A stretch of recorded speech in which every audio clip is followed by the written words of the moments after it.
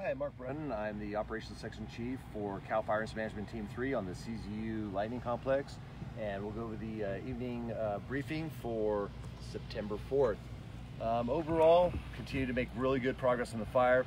Up in the north end, in the branch one, the North Zone, we're continuing to do a lot of work at Batana Park, a lot of work in there, a lot of heavy fuels, steep terrain, still a lot of smokes in there. We do have the control lines in. We're continuing to improve the control lines and extinguish the fire as we can and access it. Some of that also is very difficult access to get into, so once we are able to get into those areas, we're continuing our mop-up phase on that part of the fire, but that's still a lot of work to be done and still the hardest work left on the fire.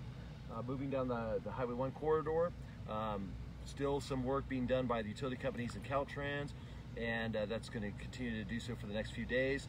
But the highway is open, and we would just ask that you be careful when you're driving there. A lot of people are distracted by looking at the fire, and then we do have some fire companies, engine companies that are working and moving into mode that area. So just please be heads up and be cautious when driving on that Highway 1 corridor. The bottom part of the fire is looking really good. Our fire suppression repair is being done in Davenport right now. A lot of work being done there. They should be completing that within today or the next day for sure, and then moving to other parts of the fire. And then in the upper part of the fire around Division Charlie, that's where we're doing a bunch of other fire suppression repairs. So that'll be ongoing as well. And then as they complete that, they'll be working their way throughout the rest of the fire. Highway 9 corridor is looking really good. Continue mop up. We do do the warmer, drier weather, and we are expecting to see the pop-ups of some smokes in those areas. And with the repopulation of the area, a lot of people are seeing those things. So when you do, please call them in, and we will do our call to service out there and take care of that for you. So it'll be an ongoing effort for us and something that you'll be seeing for a number of days, especially with the hot and dry weather. Again, continued repopulation today. We've had repopulation in parts of Bonnie Doon and continuing in Boulder Creek. That's going to be an ongoing process over the coming days. That is being right now. Working with the Sheriff's Department on that. They're kind of the final say on all of that. So we, as from the fire standpoint, are releasing areas we feel are safe from the fire standpoint, and then working with the county, different county departments with their input, and then ultimate call by the Sheriff's Department. And then we're going with our repopulation. So there are areas that are not fully repopulated, so although some of your neighbors may be, you may not, and there's a reason behind that. It is a very systematic approach, and we want to make sure that when you do return, that you're returning to a safe environment, and that you have the utilities in place the best we possibly can. So if you aren't repopulated yet, most likely you will be in the coming days. Again, because of the hazards and dangers out there, that's why we aren't repopulating certain areas, or they're not being advised to repopulate. Again, Bonnie Doon, a lot of work left in there still, but we're making good progress. It's just meticulous work, and we're going through there almost house by house to making sure that's rendered safe, or as safe as possible. Good weather today, so our air assets were able to work extensively. We've been flying all day long, dropping a lot of water. Haven't got our tallies yet as far as how much has been dropped, but we're exceeding the 100,000 gallon mark already that I'm aware of. So I would anticipate we're going to be back up to those numbers we saw almost a week ago now when we had good air. So we're continuing to do that operation and that mission as well. And again, we're getting much closer to getting this contained. We will have resources here for the coming days, if not weeks to come, but just slowly and surely containing the fire fully and getting people repopulated. How many gallons of water can each of those helicopters drop at one time? So the buckets that you'll see dangling underneath those helicopters, that's about roughly 500 gallons of water. Each vary, and they can adjust the amount of water in the buckets, but for the most part, you're seeing somewhere between 300 to 500 gallons of water that they carry in that bucket in each drop. And some of the very large helicopters can do, with their buckets, around 800 gallons. A viewer on Facebook just asked if you could speak about Big Basin Way, when that could possibly be reopened. So Big Basin Way, it's being evaluated, but at this point in time, it wasn't obviously one of our reopenings today, but it is being assessed and evaluated, and as soon as we can, we will open it. And Bruce on Twitter asks, have we any fuzzy notion guesstimates as to when Wilder Ranch, Cal, Ana Nuevo, and other not burned state parks might be able to be reopened? So some of the state parks were closed prior to this incident based on COVID, or based on non-fire situations. They're closed. A lot of it is due to the COVID-19 issues that they're not opening those beaches. So as far as from the fire standpoint, it's nothing that we have control over. It's a state parks would have better information on the openings of those beaches. Debbie on Facebook asks, can anyone explain why some perimeter lines are thin and black while others on the west side near Highway 9 corridor appear more gray? Really, when you're looking at the black line, that just shows a full containment in line. Even though you'll see red, it doesn't mean that there's an active flaming front, so to speak, but it means that there are areas of hot spots at the very least, so we don't have a full containment. Until we have a full containment of that piece of line, we won't color it black. Some of the gray that you might see, is maybe the X's, and that simply indicates a fire control line, like a dozer line typically, or maybe hand line. But basically, if you see the two colors that you'll see, it's either going to be red or it's going to be black.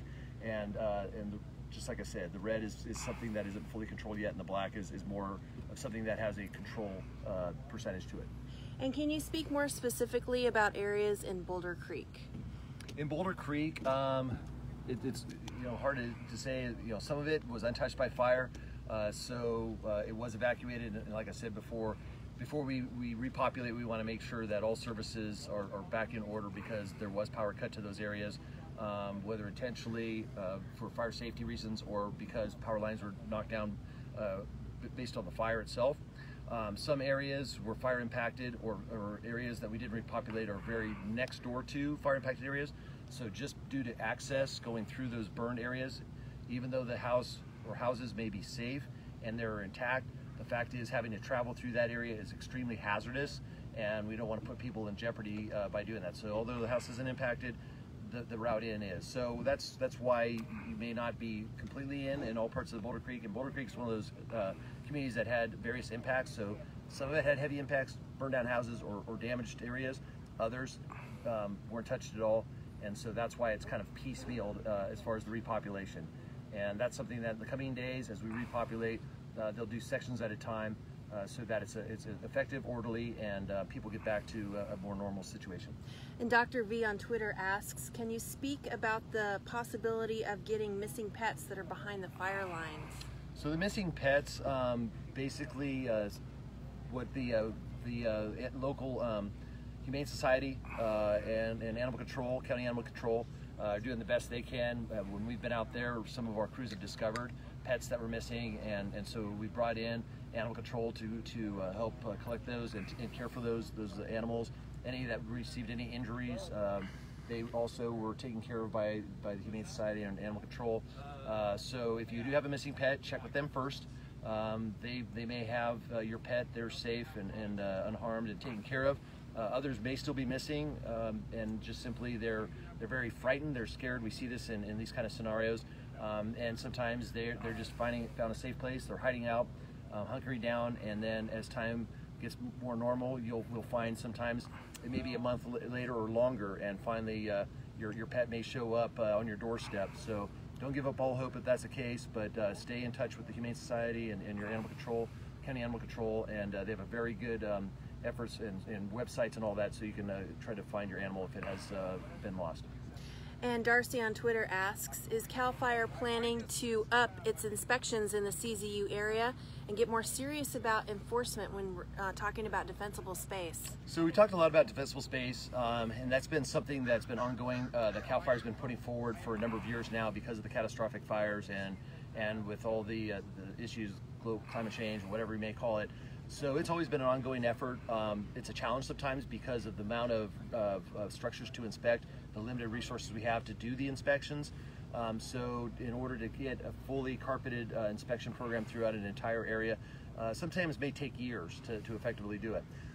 With this event, like many of our other events, I'm sure and I can't speak for the local unit, but I'm sure that they will up their efforts, because there will be an expectation, and we've seen from this fire where people did not have defensible space and the results from that. So I would anticipate that there will be a very concerted effort moving forward to continue to do inspections, to increase the amount of inspections. And as far as the enforcement elements of it, I think that you'll probably see some increased enforcement. It's really tough with the enforcement element, even though it is in the Public Resources Code under Section 4291 as far as defensible space, and that's why our law enforcement folks will and can go out and cite.